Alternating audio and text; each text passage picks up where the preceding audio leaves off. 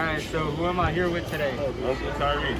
Alright, Tyrese. What was you doing when Instagram was down? I was with your grandma. What was you doing with my grandma? It's something about the girl that just makes my head wanna twirl. Yo. Who am I here with today? Aiden, what was you doing when Instagram was down?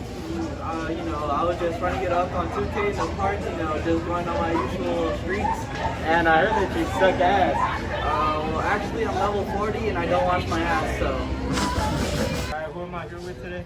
Giannis Antetokounmpo. What was you doing when Instagram was down? I was beating my meat at home. What do you mean by that? What do you mean by that?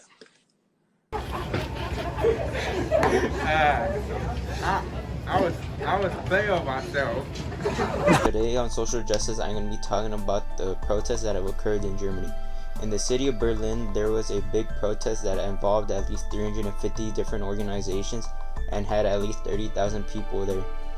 They were there to fight for racism, better rights for refugees, cheaper living costs, and new ways to tackle climate change.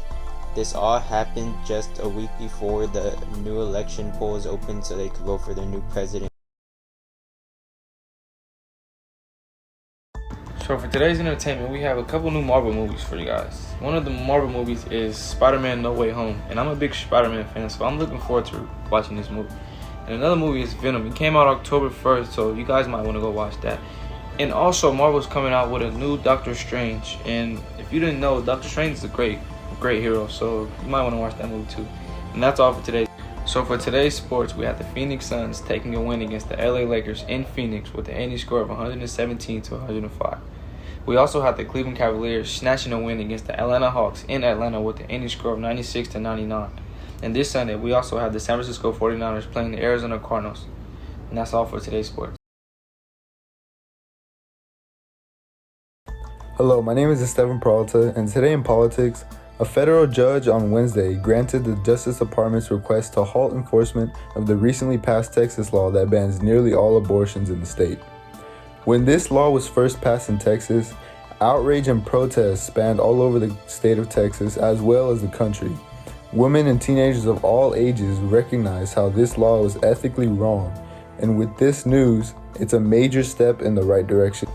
Hello, today in economics, a study done by Pew Analysis finds that single people make less money than those with partners.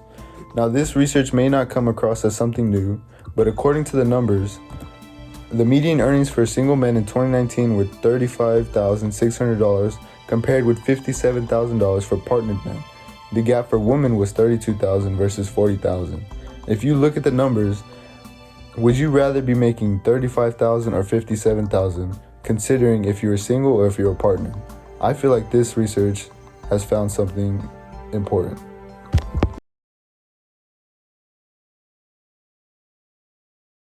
Hello everybody, this is Timmy Solis giving you the details about education in California.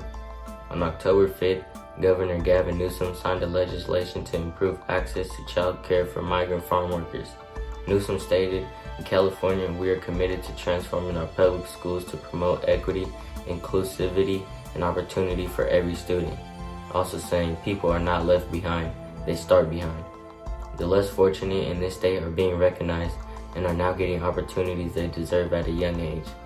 By 2025, the state's plan is to seed college savings accounts of up to $1,500 for low-income students, English learners, and foster and homeless youth, and plans to reach out to dual language learners.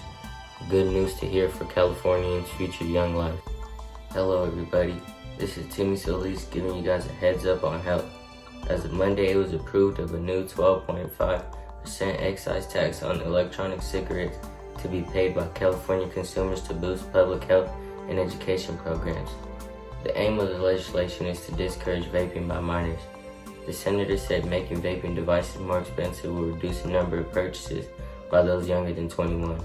In 2020, e-cigarettes were used by 19.6% of high school students and 4.7% of middle school students, a total of 3.6 million students. According to a report by the U.S. Centers for Disease Control and Prevention, That is nearly 20% of students, which is 1 out of every 5 students in high school. That has only gotten worse since then, so imagine the numbers now. With that being said, this is Strike News and we're signing off.